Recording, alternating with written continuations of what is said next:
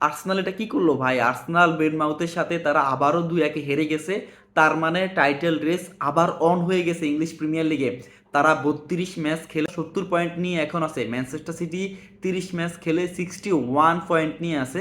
তার মানে Manchester city যদি তাদের নেক্সট 2 ম্যাচ জিতে যায় তাহলে ম্যানচেস্টার সিটি পয়েন্ট হবে 67। তার মানে ম্যানচেস্টার সিটি এবং আর্সেনালের সাথে মাত্র 3 পয়েন্টের ব্যবধান হবে যদি ম্যানচেস্টার সিটি তাদের নেক্সট 2 ম্যাচ জিতে যায়। তার মানে হচ্ছে ইংলিশ প্রিমিয়ার লিগের টাইটেল রেস আবার অন হয়ে গেছে এবং এর একমাত্র দায়ভার আর্সেনালেরই নিতে হবে। লাস্ট 4 ম্যাচের ভিতরে আর্সেনাল মাত্র একটাই জয় পাইছে, সেটা হচ্ছে চ্যাম্পিয়ন্স লিগের স্পোর্টিং সিপির বিপক্ষে, এবং তারা ম্যানচেস্টার সিটির কাছে তারা ইএফএল কাপ হারাইছে এবং সাউথহ্যাম্পটনের কাছে তারা এফএ কাপ হারাইছে। এবং আজকে বার্নমাউথের সাথে তারা অ্যালেক্স স্কটের গোলে তারা ইংলিশ প্রিমিয়ার লিগে আরেকটা ম্যাচ হারছে।